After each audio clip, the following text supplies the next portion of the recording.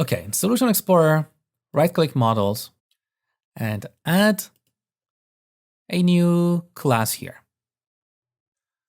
I'm going to call this Movie.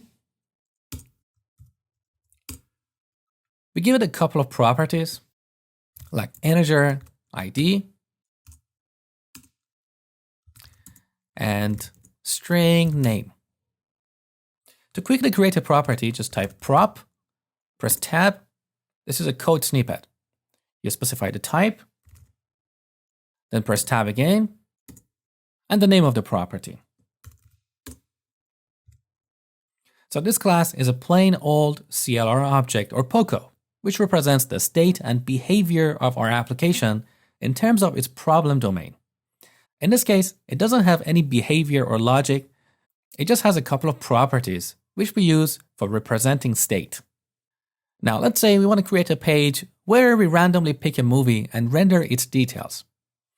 Assuming that this page would be under /movies/random, we need to create a controller called movies controller with an action called random. So,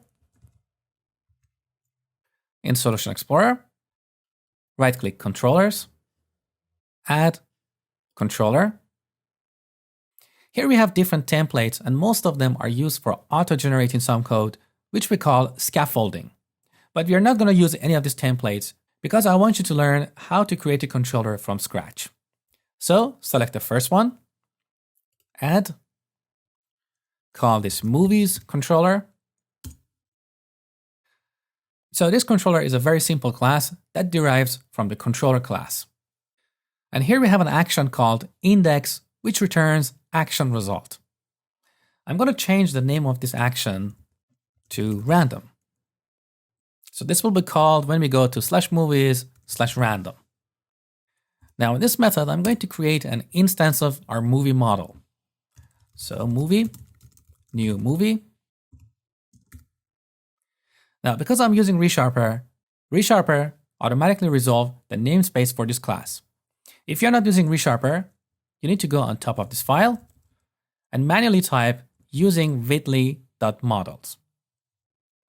Back here, let's set the name of the movie, Shrek. In a real-world application, we often get a model from a database. But for now, to keep things simple, let's just focus on the core building blocks of MVC apps.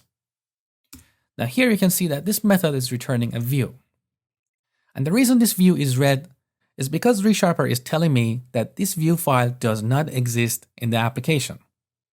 So in the Solution Explorer, under Views, look, inside Movies folder, we don't have a view called Random. So right-click, add, View, call this Random.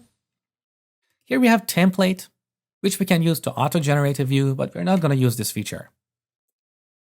Under Options, we can tick this box to create this view as a partial view. A partial view is not a complete page. It's like a widget that we can reuse on different views. We are not interested in that, so untick. Here we have a checkbox for selecting the layout for this view. A layout is like a template or a master page. We want all the views in our application to have the same look and feel. So let's select the layout.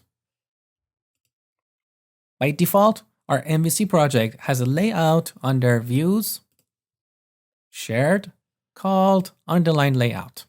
So select this and add the view. Okay, here you see a mixture of HTML and C# code prefixed with an @ sign. So on the top, we have a block. And inside this block, we are setting two properties. One is viewback.title, which we'll look at later, but basically this is going to be the title of our page shown in the browser. And next, we're setting the layout for this view. After this code block, we have just plain HTML. Now I want to go back to the controller, press Ctrl and Tab. This way we can switch between open tabs. Look, view is no longer red because now we have a view on the disk. Now I want to put this model, movie model, in our view so we can render it.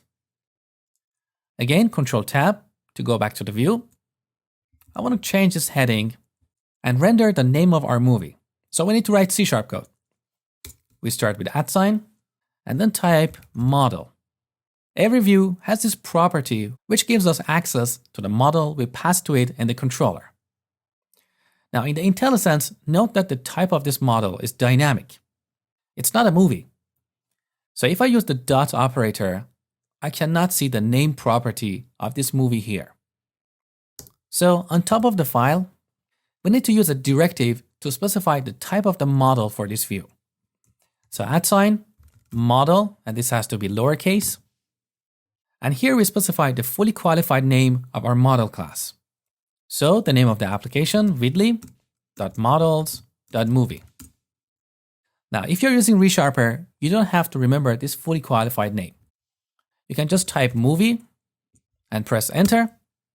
ReSharper automatically resolves the namespace. Okay, back here, now we can type model dot, and look, we've got ID and name properties here. So let's render the name. All right, now let's run the application. Because we are in the random view, and this view is inside the movies folder, if we press Ctrl and F5 now, our browser will take us to /movies/random. So Ctrl F5. Okay, congratulations. So you have seen a model, a view, and a controller in action.